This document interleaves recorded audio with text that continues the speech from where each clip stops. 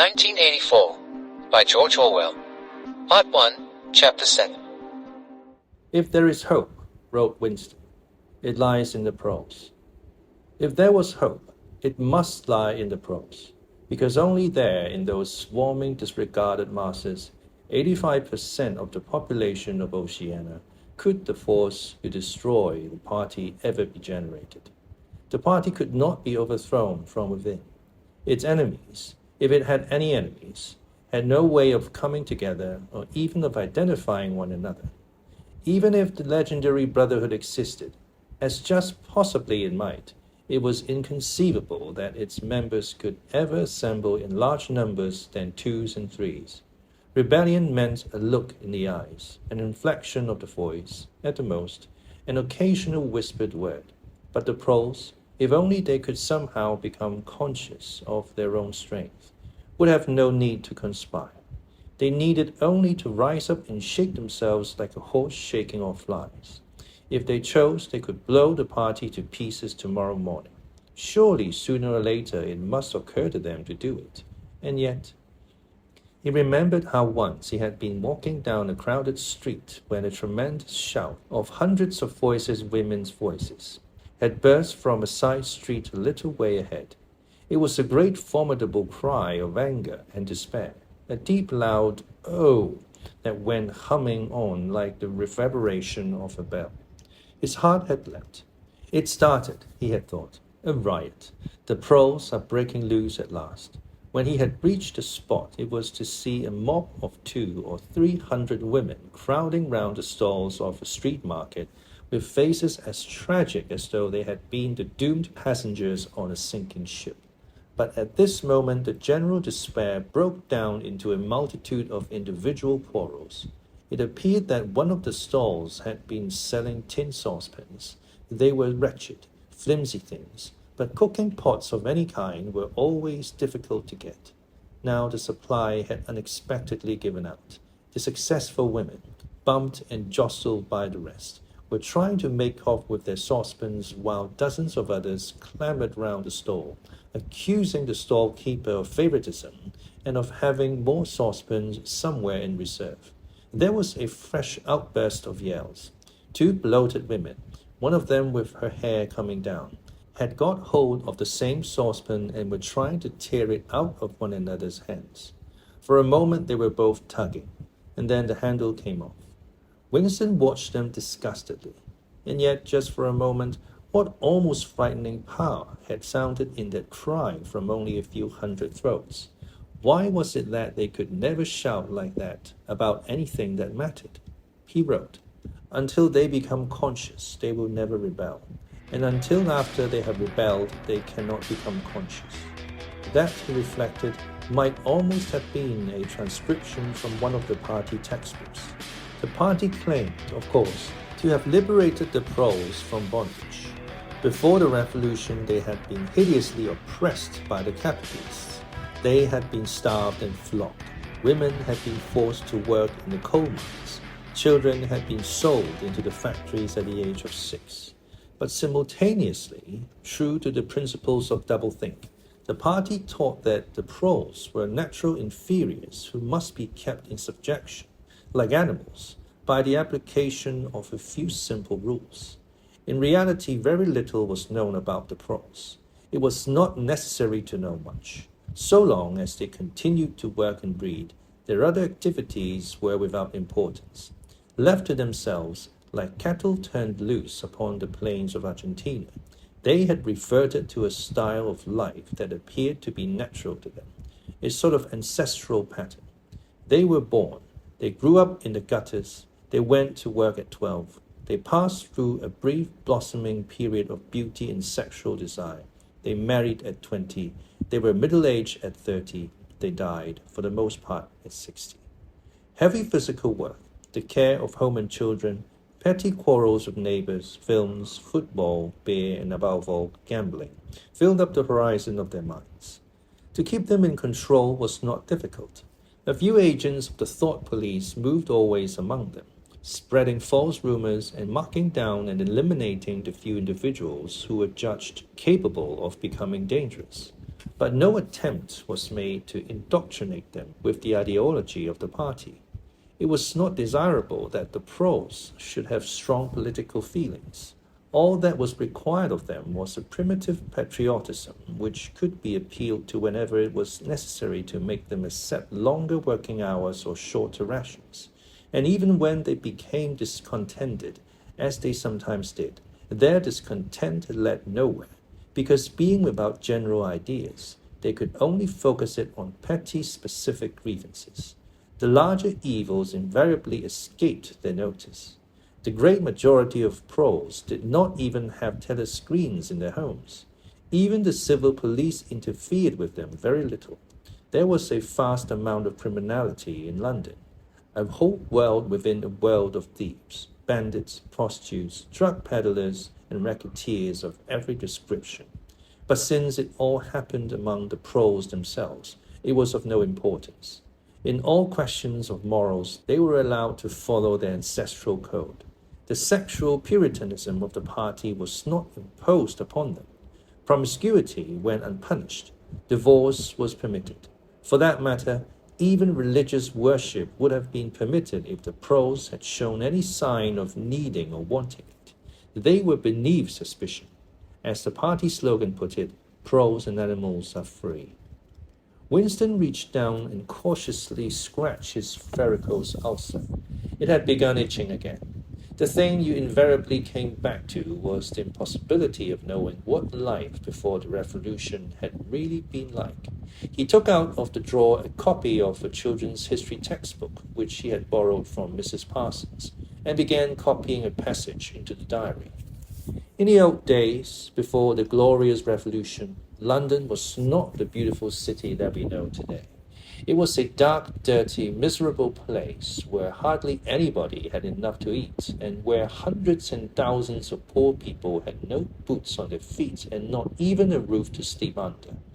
Children no older than you had to work 12 hours a day for cruel masters who flogged them with whips if they worked too slowly and fed them on nothing but stale bread crusts and water. But in among all this terrible poverty, there were just a few great big beautiful houses that were lived in by rich men who had as many as 30 servants to look after them. These rich men were called capitalists. They were fat, ugly men with wicked faces, like the one in the picture on the opposite page. You can see that he is dressed in a long black coat, which was called a frock coat, and a queer shiny hat shaped like a stovepipe, which was called a top hat. This was the uniform of the capitalists, and no one else was allowed to wear it. The capitalists owned everything in the world, and everyone else was their slave. They owned all the land, all the houses, all the factories, and all the money. If anyone disobeyed them, they could throw them into prison, or they could take his job away and starve him to death. When any ordinary person spoke to a capitalist, he had to cringe and bow to him, and take off his cap and address him as Sir. The chief of all the capitalists was called the king. But he knew the rest of the catalogue. There would be mention of the bishops in their lawn sleeves, the judges in their ermine robes, the pillory, the stocks, the treadmill, the Catiline tales, the Lord Mayor's banquet, and the practice of kissing the Pope's toe. There was also something called the Jus Primae Noctis, which would probably not be mentioned in the textbook for children. It was the law by which every capitalist had the right to sleep with any woman working in one of his factories. How could you tell how much of it was lies? It might be true that the average human being was better off now than he had been before the revolution. The only evidence to the contrary was the mute protest in your own bones, the instinctive feeling that the conditions you lived in were intolerable and that at some other time they must have been different. It struck him that the truly characteristic thing about modern life was not its cruelty and insecurity, but simply its bareness, its dinginess, its listlessness. Life, if you looked about you, bore no resemblance not only to the lies that streamed out of the telescreens, but even to the ideals that the party was trying to achieve. Great areas of it, even for a party member, were neutral and non-political. a matter of slogging through dreary jobs, fighting for a place on the tube, darning a worn-out sock, cadging a saccharine tablet, saving a cigarette end. The ideal set up by the party was something huge, terrible, and glittering, a world of steel and concrete, of monstrous machines and terrifying weapons, a nation of warriors and fanatics, marching forward in perfect unity, all thinking the same thoughts and shouting the same slogans, perpetually working, fighting, triumphing, persecuting, 300 million people all with the same face. The reality was decaying, dingy cities where underfed people shuffled to and fro in leaky shoes, in patched-up 19th century houses that smelled always of cabbage and bad lavatories. He seemed to see a vision of London, vast and ruinous, city of a million dustbins, and mixed up with it was a picture of Mrs. Parsons, a woman with lined face and wispy hair, fiddling helplessly with a blocked waste pipe. He reached down and scratched his ankle again. Day and night the telescreens bruised your ears with statistics proving that people today had more food, more clothes, better houses, better recreations, that they lived longer, worked shorter hours, were bigger, healthier, stronger, happier, more intelligent, better educated than the people of 50 years ago. Not a word of it could ever be proved or disproved. The party claimed, for example, that today 40% of adult pros were literate. Before the revolution, it was said the number had only been 15%. The party claimed that the infant mortality rate was now only 160 per thousand, whereas before the revolution it had been 300, and so it went on. It was like a single equation with two unknowns. It might very well be that literally every word in the history books, even the things that one accepted without question, was pure fantasy.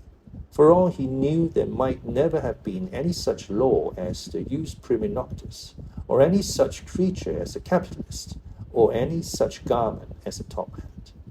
Everything faded into mist. The past was erased. The erasure was forgotten. The lie became truth. Just once in his life he had possessed, after the event, that was what counted. Concrete, unmistakable evidence of an act of falsification. He had held it between his fingers for as long as 30 seconds. In 1973, it must have been, at any rate, it was at about the time when he and Katherine had parted. But the really relevant date was 7 or 8 years earlier. The story really began in the middle 60s. The period of the great purges in which the original leaders of the revolution were wiped out once and for all. By 1970, none of them was left, except Big Brother himself. All the rest had by that time been exposed as traitors and counter-revolutionaries. Goldstein had fled and was hiding no one knew where, and of the others, a few had simply disappeared, while the majority had been executed after spectacular public trials at which they made confession of their crimes. Among the last survivors were 3 men named Jones, Aronson, and Rutherford.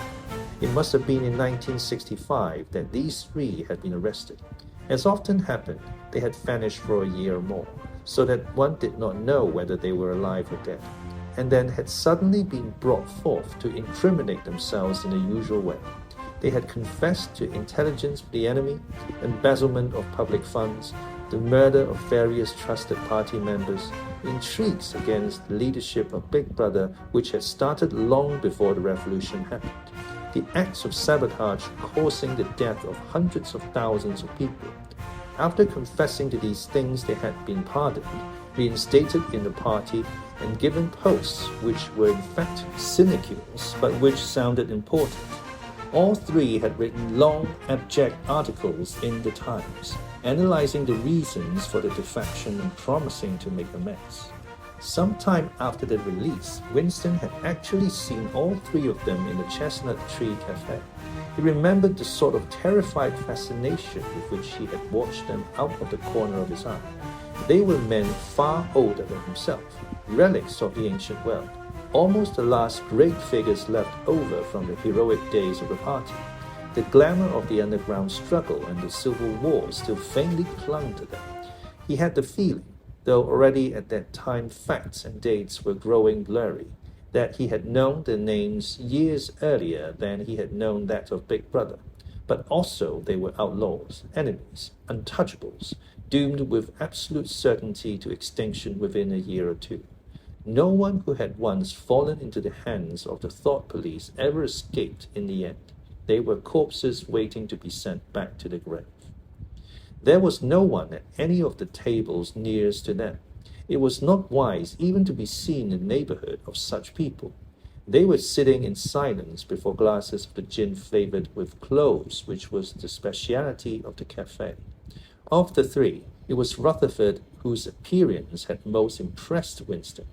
Rutherford had once been a famous caricaturist, whose brutal cartoons had helped to inflame popular opinion before and during the Revolution. Even now, at long intervals, his cartoons were appearing in the Times. They were simply an imitation of his earlier manner, and curiously lifeless and unconvincing. Always they were a rehashing of the ancient themes: slum tenements, starving children, street battles, capitalists in top hats.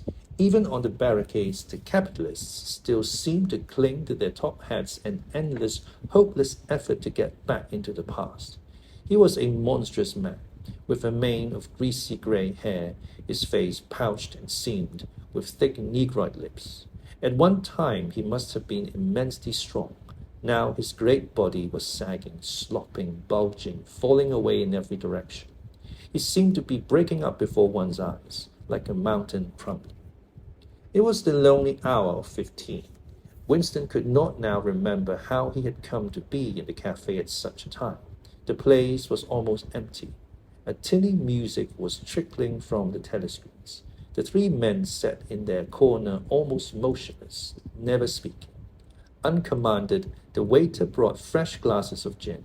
There was a chessboard on a table beside them, with the pieces set out, but no game started. And then, for perhaps half a minute in all, something happened to the telescreens. The tune that they were playing changed, and the tone of the music changed too.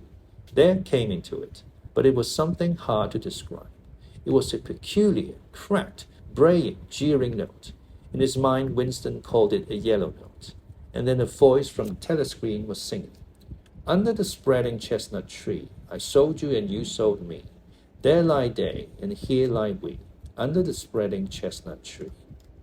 The three men never stirred, but when Winston glanced again at Rutherford's ruinous face, he saw that his eyes were full of tears, and for the first time he noticed, with a kind of inward shudder, and yet not knowing at what he shuddered, that both Aronson and Rutherford had broken noses. A little later, all three were rearrested. It appeared that they had engaged in fresh conspiracies from the very moment of their release. At their second trial, they confessed to all their old crimes over again, with a whole string of new ones. They were executed, and their fate was recorded in the party histories, a warning to posterity. About 5 years after this, in 1973, Winston was unrolling a wad of documents which had just flopped out of the pneumatic tube onto his desk when he came on a fragment of paper which had evidently been slipped in among the others and then forgotten. The instant he had flattened it out, he saw its significance. It was a half-page torn out of the Times of about 10 years earlier, the top half of the page, so that it included the date, and it contained a photograph of the delegates at some party function in New York.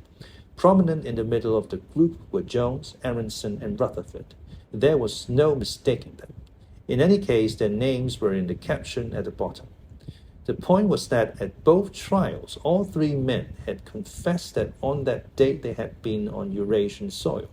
They had flown from a secret airfield in Canada to a rendezvous somewhere in Siberia, and had conferred with members of the Eurasian General Staff, to whom they had betrayed important military secrets.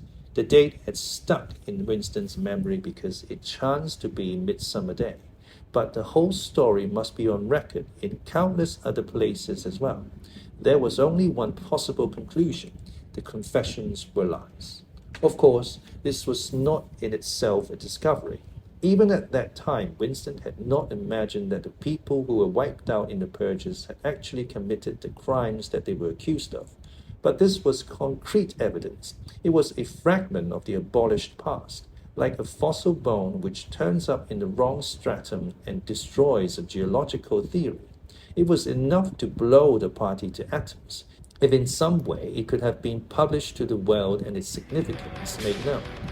He had gone straight on working. As soon as he saw what the photograph was and what it meant, he had covered it up with another sheet of paper. Luckily, when he unrolled it, it had been upside down from the point of view of the telescope. He took his scribbling pad on his knee and pushed back his chair so as to get as far away from the telescreen as possible. To keep your face expressionless was not difficult, and even your breathing could be controlled with an effort. But you could not control the beating of your heart, and the telescreen was quite delicate enough to pick it up. He let what he judged to be 10 minutes go by, tormented all the while by the fear that some accident, a sudden draft blowing across his desk, for instance, would betray him. Then, without uncovering it again, he dropped the photograph into the memory hole, along with some other waste papers. Within another minute, perhaps, it would have crumbled into ashes. That was 10, 11 years ago. Today, probably, he would have kept that photograph. It was curious that the fact of having held it in his fingers seemed to him to make a difference even now, when the photograph itself, as well as the event it recorded, was only memory. Was the party's hold upon the past less strong, he wondered, because a piece of evidence which existed no longer had once existed? But today, supposing that it could be somehow resurrected from its ashes, the photograph might not even be evidence. Already, at the time when he made his discovery, Oceania was no longer at war with Eurasia, and it must have been to the agents of East Asia that the three dead men had betrayed the country. Since then, there had been other changes. 2, 3, he could not remember how many. Very likely the confessions had been rewritten and rewritten until the original facts and dates no longer had the smallest significance. The past not only changed, but changed continuously. What most afflicted him with the sense of nightmare was that he had never clearly understood why the huge imposture was undertaken. The immediate advantages of falsifying the past were obvious, but the ultimate motive was mysterious. He took up his pen again and wrote, "I understand how. I do not understand why." He wondered, as he had many times wondered before, whether he himself was a lunatic. Perhaps a lunatic was simply a minority of one.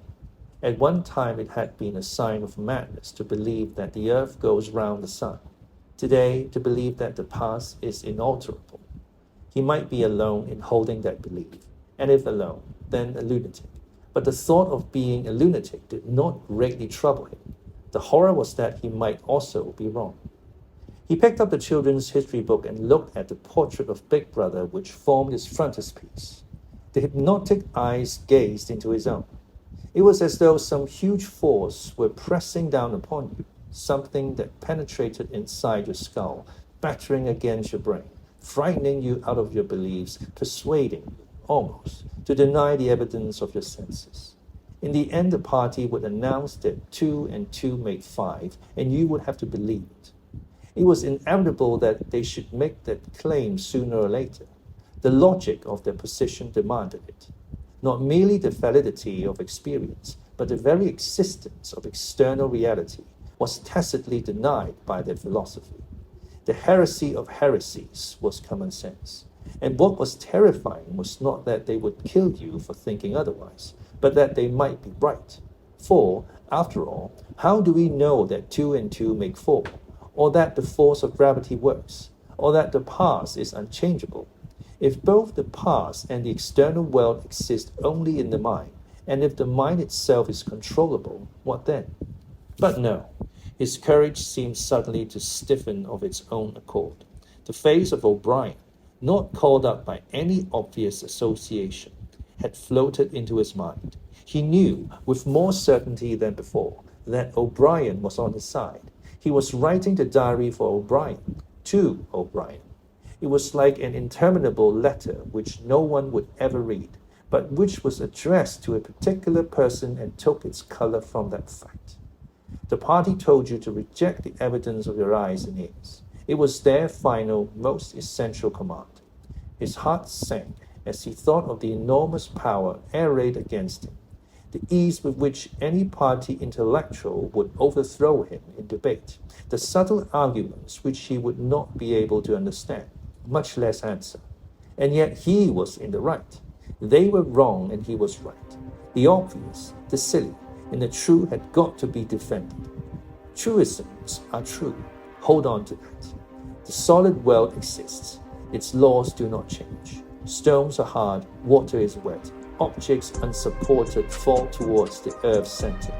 With the feeling that he was speaking to O'Brien and also that he was setting forth an important axiom, he wrote, "Freedom is the freedom to say that 2 + 2 make 4. If that is granted, all else follows."